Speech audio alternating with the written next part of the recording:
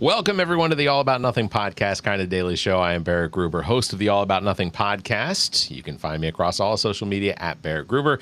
With me is Brock, coordinator of the Soda City Comic Con, coming up this weekend, August 22nd, 23rd at the Columbia Metropolitan Convention Center. Tickets still available. They'll be available at the door. Make sure that you come out and join us. It is going to be an absolutely epic weekend in pop culture and comics and pinball games and all of that. Everything. You would think you work for us. Hype man. You're the hype man. You're a hype man. Do I need to bring my bullhorn to scream at the people in line? Yeah? Maybe. Okay. Actually, yeah. Maybe. It's not the worst thing to bring. We could do that. If you want to participate in the show, you can do that. You can chat with us on YouTube, Twitch, or Facebook. You can find links at the top of our webpage, theallaboutnothing.com. Please follow and subscribe wherever it is you are watching or hearing us. Let us get started. So first of all, we didn't do an episode Monday. Yeah, I propose that we change the name of the show to the Kind of Weekly Show because Kind of Daily's falling off. I was in. You were just like, I was in. Well, someone's coming to visit. I can't even remember why I didn't. Look who came to see me. It's our mascot. It's a puppy. And she went to the groomers last week. Look how cute and fluffy she is. That is nice. Yes. That is nice. She's super cute. Yeah, it's Kiko. We see you. All right, go play. I can't remember what I had an interview. I was interviewing Richard Rissick, who is running for Attorney General for the Democratic Party in the November election. He is the nominee for Attorney General. So that's why. So but the curse is still real. Son of a bitch. Do you want me to endorse you for mayor? Is that what you're asking for?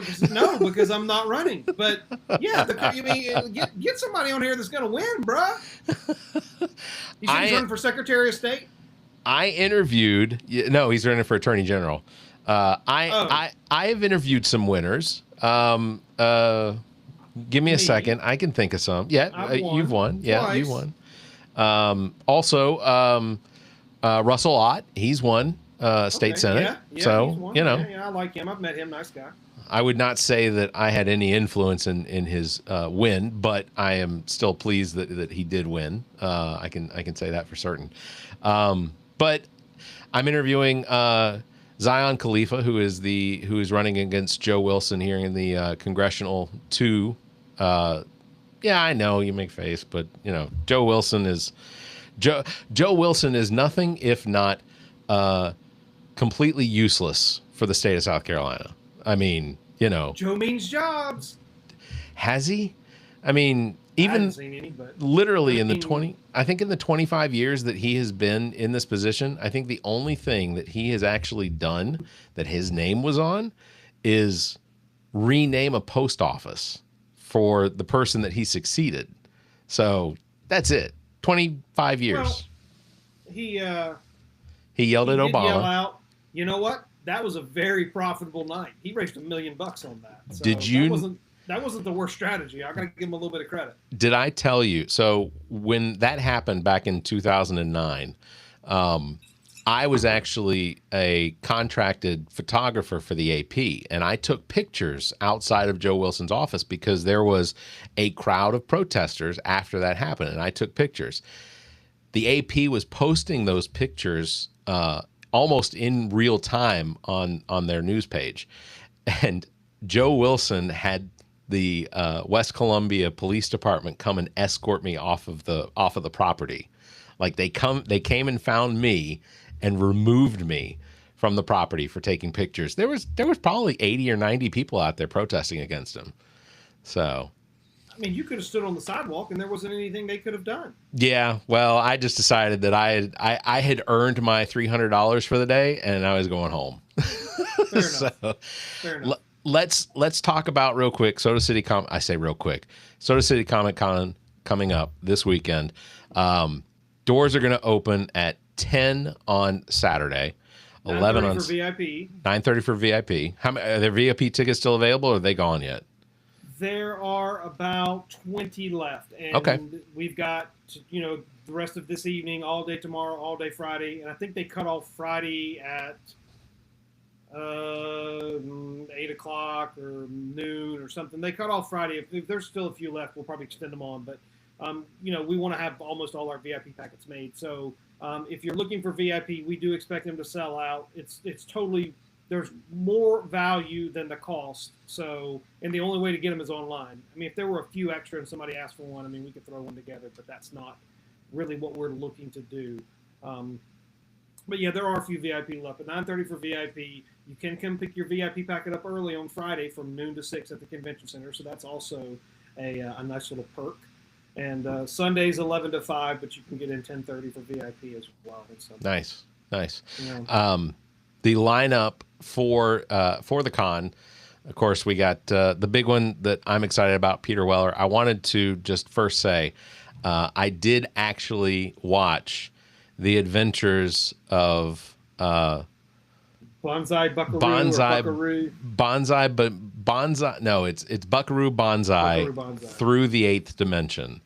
And I have to say that this movie confused me at a level I don't think I've ever experienced before. But then I started doing some research into like the cult following of this movie. Like, it didn't do great in the box office, but like since it was now it's available. I think it's even on YouTube. If you have YouTube Premium, YouTube or whatever, you can watch it for free. Everyone that watches this movie, there are so many things from this movie that I have seen referenced in other movies. In fact, Ready Player One, which was a huge movie, all about virtual reality and these kids trying to save basically an entire city. Columbus. Yeah. But like there are like at one point in the dance scene, like the main character is dressed up like Buckaroo Banzai. And so like it's just incredible. And then the cast, you've got of course Dr. Peter Weller, you've got John Lithgow, you've got Jeff Goldblum, Mike from Breaking Bad dies in one of the it was the quickest, most absurd death I've ever seen in my entire life, because John Lithgow, who is an alien in this movie, who's trying to get back to Planet 10, basically just lifts him up on the wall and with one hand just cracks his neck, and then Mike from Breaking Bad is dead. It was nice. It's one of the oddest movies I've ever seen, but it was good. Like it was fun. Like it was fun. Well, so good. Yeah. Okay. I want to ask him. I want to ask Peter Weller some questions about, or if I, depending on how many questions I can get in before we move over to audience questions, I definitely want to ask him some questions about Banzai, or Buckaroo Banzai. It was So I watched this movie to prepare for Saturday. It'll be incredibly interesting. There you go. And you are moderating that panel. Yeah, and I appreciate. Look at your boy throwing you a bone. That's right. I appreciate the opportunity to do this. It's an honor to be able to do this for what is essentially a very important organization, company that you are responsible for. And it's like you're giving me the keys to the car for a little while. Well, I don't know if I call it important, but it's a little bit of fun, a little bit of work, so a little bit of stress. Yeah, I imagine this week must be crazy. Well, actually, it's not that bad because we've got, I have the best staff. Yeah, and they're actually in my house right now. Are they really? In my house right now, folding T-shirts for me. Yeah, while I do this, one of them's looking at me like I'm an asshole. Tell them to bring one of the T-shirts. I haven't seen the T-shirts yet. Bring me one of the T-shirts, please. I haven't seen the T-shirts y'all don't mind? Yet. Please, preferably one that's not folded. Here we go. Here's Vanna coming in, and they just literally arrived today. So this is the black one. Yeah. And it's just got our nice little signature logo on the front. And then, boom, we've got this nice Vader with the Columbia skyline with his lightsaber. I don't know how Can't No, really I see. can see it. That's cool. That's good right there. Yeah. So that's it. Val, you want to grab one of the red ones? So this is one shirt, and we have this. We have the black shirt from extra small, which was by request, up to 5XL. Well, people were like, you should get some kids t-shirts. So we're like, okay, they don't really sell kids t-shirts, but extra small or small. So Yeah. we got some extra small. The shirt troll told us to get some extra smalls. So that's Shannon. She's Poppy. And then this is the one I kind of the most excited about. Okay. Oh yeah. Kool-Aid. So you got red with the logo on the front, and then this is where it's going to be cool. But this is the one I think people are going to really love. Oh, that is cool. That is cool. Yeah, I'm gonna need to pick one of those up. That is cool. That is very cool. Yeah, I'm excited. There you go. Yeah. But yeah, I think that. Oh, by the way, we can probably find a shirt to give you since you're helping me out over the weekend. I mean, it's the least I can do. I can take you to Black Dog and make John pay, but I can give you a shirt. I will say Black Dog Pizza, great pizza downtown Columbia, South Carolina. Cheap plug. Check them out if you're in town. It's awesome. It's really good pizza. It really is good pizza. We'll give them the plug bell. Is that was one of the things that I was asked was if I'm hosting these panels, is there a dress code for it? And yes, I thought, wear clothes. Yeah, well, okay, that's fair. But I was slightly concerned that I needed to make sure I had my tux ready, or which I think that would have been entertaining. I mean, I think if you walked out full blown tux, I think that it would be like, oh shit, this is the classiest. I mean, you look at me like what I'm rocking right now. It's Christmas in August. I just got out of the shower and threw on my J. Crew Christmas pajamas because I'm like shutting down for the day. I've already loaded up my truck. I'm off work for the rest of the week. Like, we're doing WACH interview in the morning, and then like we're ready to go. Like it's rubber on the road. So I'm in like wind down mode. But I think that if you showed up in a full tux with tails and everything, I think that'd be awesome. I'll even cover your dry cleaning bill after the fact. That would be nuts. Like you walk up there like you're Caesar Flickerman from Hunger Games or something. Yeah. Get some big spiked up blue hair or something, and I realize I really hyped that up, but I don't own a tux. Yeah, I'm sorry. Steve and I were talking earlier today, and we kind of had a running joke that we were talking about, Robocop, and it'd be funny like if Robocop's wang is like the stick that they use in Men in Black. So if you had one of those things, he whips it out, and you shocks and you lose your memory after, whatever. Just There was there's a video. We can edit that out. I'm afraid not. This is live. There was a video Zach sent me of them talking about Peter Weller or Dr. Peter Weller when he was filming RoboCop, and in the scene towards the end where he's got the mask off and he's walking on the scaffolding up on top, that apparently there is a story that he would not allow them to start the actual filming of that scene until he got some Oreos. Have you ever heard this? No, but you know what? You can confirm that over the weekend. Yeah. Well, I'm hoping, and I'm going to try and Should I bring a packet of Oreos for you? I was thinking that I might grab some Oreos at a convenience store that I can just have there. But I was also thinking, because Lauren and her husband are fantastic with the production value. I don't know if there's an opportunity to potentially have her queue up something on the screens. Are we going to have the two big screens? Yeah. Oh, yeah. We could potentially queue up that story because he plays it. Dr. Peter Weller plays it so straight. Like he has no idea what the director or the person telling the story is talking about. And then at the very end, he finally breaks down laughing because okay, yeah, the joke's out. Yeah, I did this or whatever. But he literally the director said that he went to him with a handful of Oreos and shoved it in his own face. Anyway, I don't want to ruin it, but it's quite funny. Quite funny. Well, you can. I'm assuming you're going to come down on Friday and get a lay of the land and all that stuff. Well, Lauren will be setting up. I mean, you can queue up all that kind of stuff and just make sure that when we're going to have to, between not to, reveal too much of the secret sauce, but, you two will need some sort of signals. We got signals to know when it's time to wrap up and all that other stuff. And, yeah, I might tell her just to hit me in the face or in the eye with like one of those high-powered laser beams. Because last time I was on with Leroy, she literally had to walk halfway down the aisle and waving her hands at us because I think we had gone over like 3 or 4 minutes, and she was like, "We gotta go." Yeah, we need to get one of those like big like clocks, that had like a countdown at the back so you can see it. That would be the worst idea. Well, when I was doing stand-up, we just had a red light in the back. They would flip a red light on, and that's how we knew our time was up. So I think that's still how they do it. They might anyway. So Dr. Peter Weller, of course, Robocop, Buckaroo Banzai. He was in Star Trek Into Darkness. I mean, like he's got an outstanding career.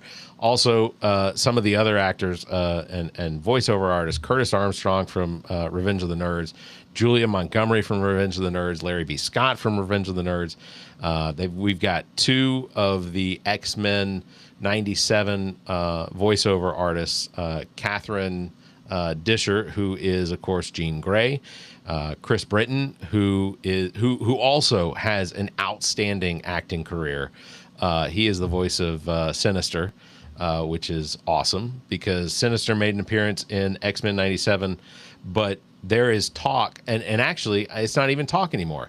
Apparently Adam Driver has been cast as Mr. Sinister. That's what I've heard. Yeah. For Secret Wars. So X-Men movie. The new X-Men movie. So these are huge. You got Taylor Gray and Tia Sarkar, who were at Coastal Comic Con in March. So they're coming back, and another big name, Wilson Bethel, who is Bullseye, right? From the Born Again series. Yep. Daredevil. I mean, kudos on all of the celebrities that you all got to come this time. It's a fantastic lineup. Fantastic lineup. I'm excited. This is gonna be a lot of fun. Also, Brian Massey is gonna be there. Bryn April. Bryn April or Bryn April. I don't know how she says it. We'll figure it out on Saturday or Friday when we pick them up. But yeah, we got a little anime, a little Marvel, some classics, an up and comer in Wilson. Some 80s icons. It's just a nice, well-rounded lineup. Yeah. It's going to be a good time. Also, the 501st is going to be right outside of the Celebrity Hall and the panel room. They are fun to have around. I'm trying to think of. I always have a hard time remembering their organized. Well, I know. I have a hard time remembering the actual coordinator for the 501st. He lives here in Alvin. Yeah. Alvin Johnson. Yeah. Have we heard from him? I know he had some medical issues. I haven't heard from him lately. I really hope that we get to see him again sometime soon. He is. His number. He's a fantastic guy. But it's going to be a huge weekend. Of course, the week started out, and the only reason that I really wish we had done a show on Monday was because of the announcement of Hayden Pinteri's passing, who of course played the cheerleader in Heroes. She was also in Nashville and several other things, but that's where I remember her from the most. Was Heroes. She, save the cheerleader, save the world. That is one of those things that I remember. And now it's like, is the world doomed because we didn't save the cheerleader?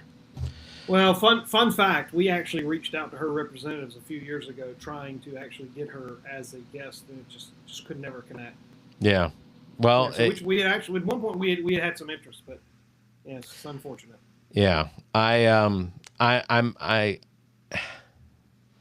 What they initially reported was that she had gone into cardiac arrest. And then there was some speculation made because apparently first responders said that they either found pills or drugs or something like that when they came to assist initially, but that is purely speculation. I know that she had a pretty intense battle with addiction over the course of the last 15 years or so, and but it really seemed like, I mean, she wrote a book, she was doing interviews about that specific time in her life, and I felt like just in some of the stuff that I had read or that I had heard was that was over, that she had, you know, because when you're an addict, you're always an addict. You're just always fighting the behavior of an addict. You're always trying to break yourselves away from it. It's kind of like alcoholism. It's a disease. It's hard to break. You just have to continue to try to keep yourself from succumbing to it. And but then you know, we learned Sunday or Monday morning that she had passed away. The autopsy came back very quickly, and there wasn't anything mentioned about any drug abuse or that there were drugs in her system, but toxicology reports take weeks to come back. So nothing definitive will be announced until that is all completed. But you know, my hope is that it, you know, that she didn't suffer. I think that every interview I ever saw with her, any time I heard someone talk about her, it always seemed as though this was a sincerely sweet person. And, you know, my condolences go out to the family and friends and, you know, even the cast members, the people that were in the television shows with her have all said that it's shocking that she's no longer with us. So that's a really difficult thing. She died at the age of like 36. I think her birthday is literally Friday. Her birthday is literally this Friday. She would be 37, I guess. Was shocking. So, but yeah, that was one of the things I wanted to talk about as well. I know we I think we talked about it a little bit last week, but we got Darlene Graham and Ralph Norman will be in the run-up or the runoff for the Republican primary for the South Carolina election for Republicans for the Senate. And I watched a little bit of the debate last night, and ultimately in the end, I don't want to say, I don't know how important it is for someone that is going in to the Senate for the first time to not really have a background in, say, foreign policy or defense. But they asked Darlene Graham a very specific question about her stance or what have you on the relationship of the United States with Taiwan in the South China Sea. And her answer did not give me any confidence that she has the ability to think on her feet, because the answer she gave was, I'm not really versed in military. My brother was in the military. My father was in the military. And that was as far as it went. I don't know what the level of education is when it comes to students nowadays, and knowing that Taiwan for the United States is one of those breakpoints against communist China. China wants Taiwan because of resources and technology, and you know, that's the chips are built there. It's a huge industry in Taiwan that China would like, and ultimately, our relationship with China only gets strained every time we refer to Taiwan as a country, or if there's ever, you know, anything that sort of gives recognition to an independent Taiwan. And for Darlene Graham not to realize just how important that is for the United States, I mean, is beyond me. But I'm also going to say I really don't want Ralph Norman to be the next senator from South Carolina. The man is 83 years old or something like that. I think he's 83. Well, It's too old. If he wins, we'll just be doing this again in a couple of years more. So Exactly. look at it like that. But yeah, I think that she.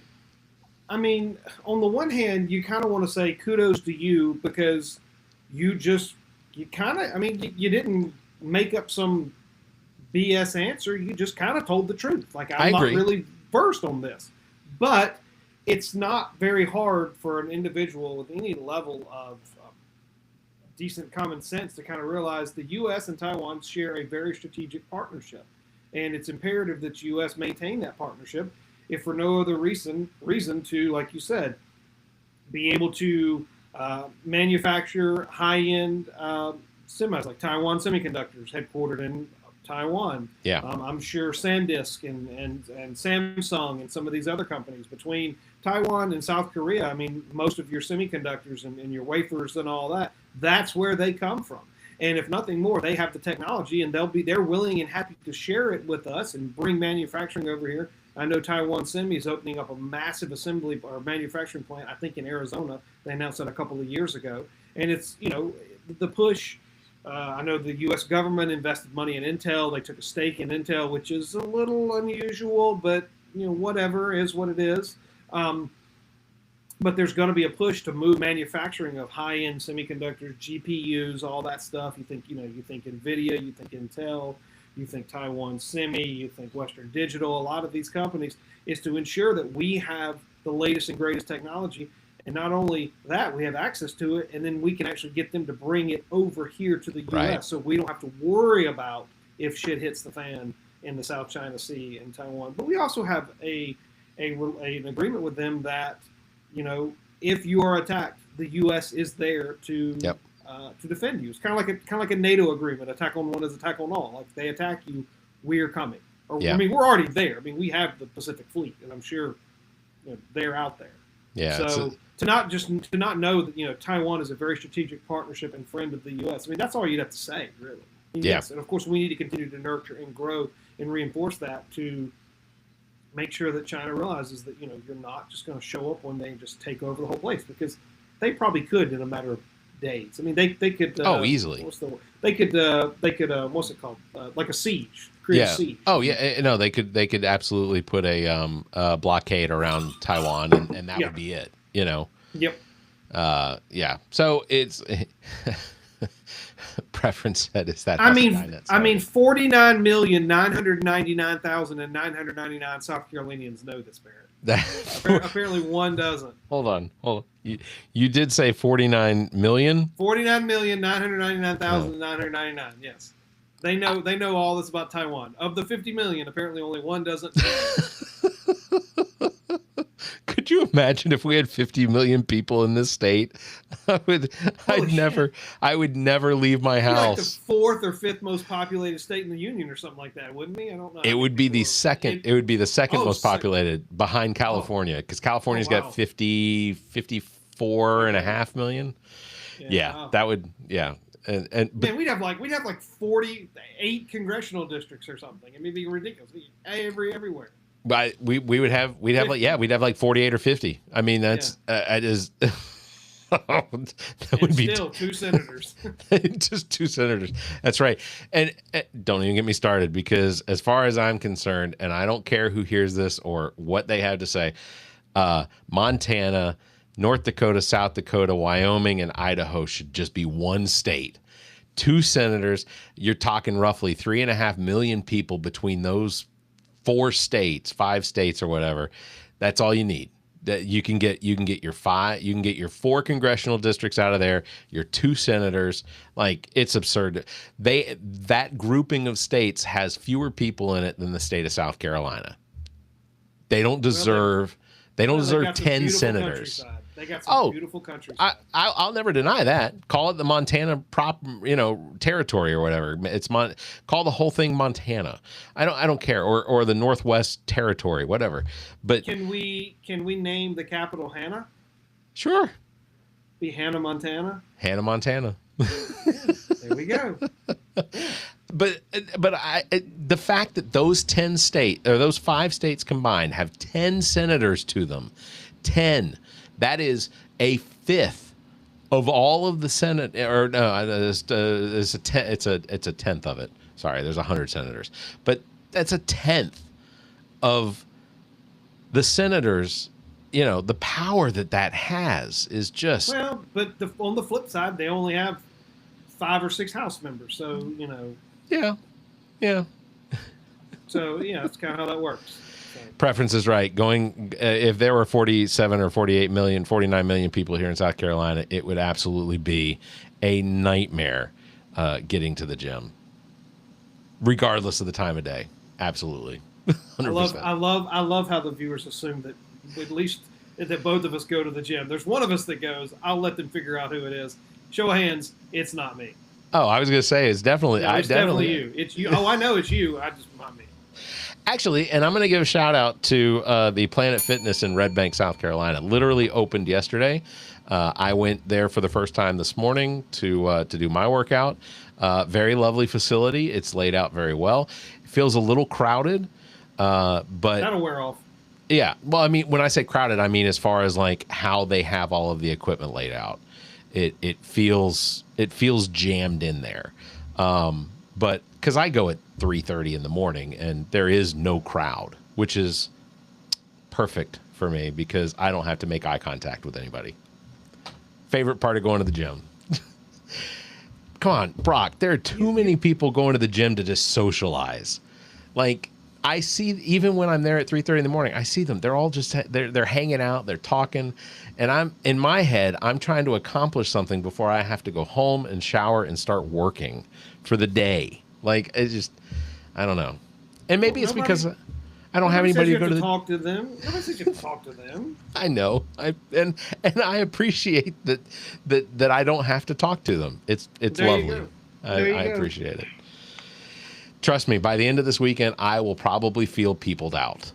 That is just a symptom of my social anxiety, but I will get through it because it is going to be a blast. So we will wrap it up with simply telling everyone the tickets for the Soda City Comic Con this weekend at the Columbia Metropolitan Convention Center here in Columbia, South Carolina, are available online. You can also buy them at the entry of the facility. Yep, we can't run out. We'll sell you a ticket even if you don't have a wristband. If we run out of wristbands, we'll still get you in. Any preliminary numbers on how many tickets have been sold for this weekend yet?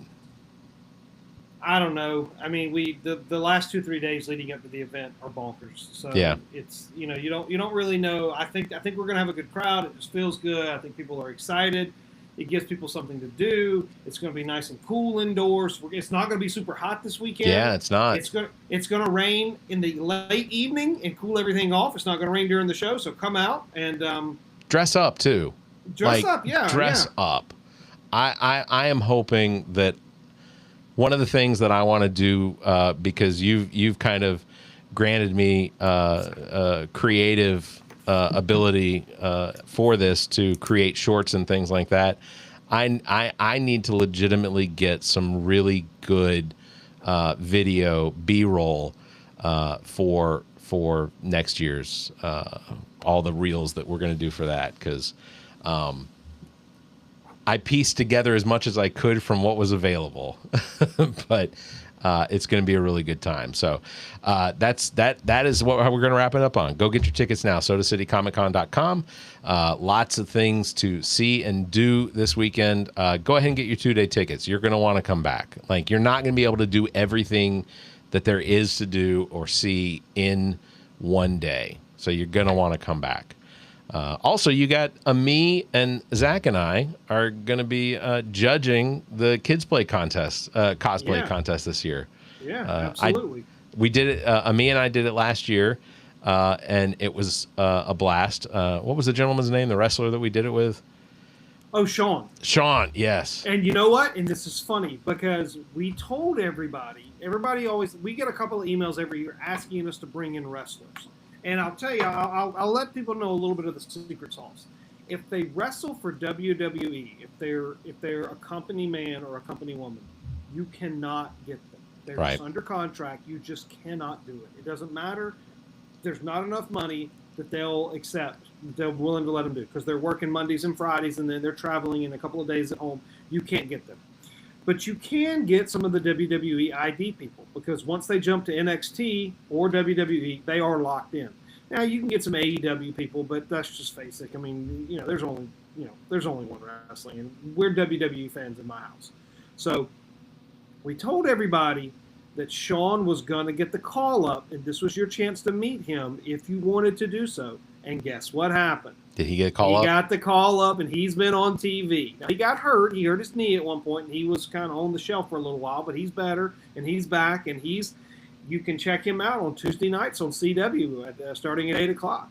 That's is on awesome. NXT, and he's an NXT superstar, and he will one day, he will be a WWE superstar. Mark my words. He will make it to the main roster, either on SmackDown or Raw, and I hope one day that we actually get to go see him, and I'll hold up my picture that Ethan has with him, and what's his name? Who's the other guy? Jackson? Yeah, Jackson, yep. Yeah. They were a trip. They were absolutely last year, either between those two or John Heater. Those were my favorite interviews last year. Like, Zach got to do the interview with John Heater, but doing Jackson and Sean was just epic, because they were.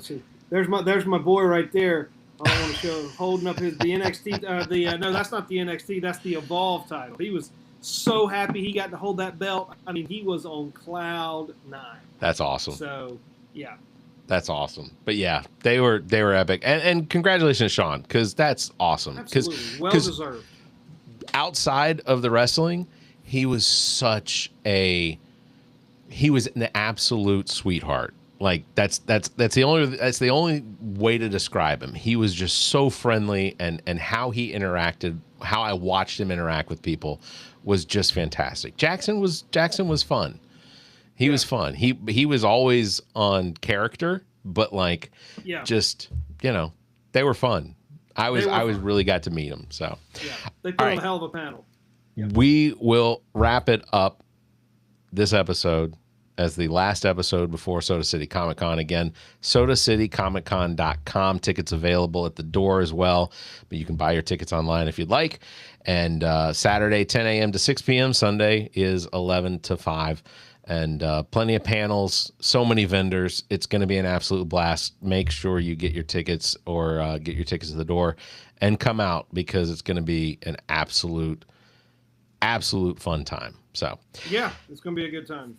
It's going to do it for this episode. Big thanks to everybody for watching. Thanks for listening. Don't forget, you can follow me at Barrett Gruber. That's me. Thanks for liking and hitting that bell. Brock here as well. Go to sodacitycomiccon.com and follow all of the social media accounts. Announcements come out through there. Also, at some point, I guess we'll be announcing Coastal Comic Con in March. So that will be a topic coming up in future episodes. So yep, that's and it. we can. I've got a council meeting next Monday, so depending on how long that takes, we might not be able to pop in, or Bear will have to run solo. But we can definitely do a recap episode at a minimum on Wednesday. We can today.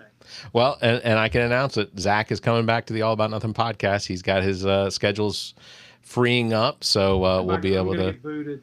No, quit that. All right. Thanks for liking and hitting that bell. If you can, give us a 5-star review, leave a comment. Until next time, you all stay safe, be kind, and keep your hands to yourself.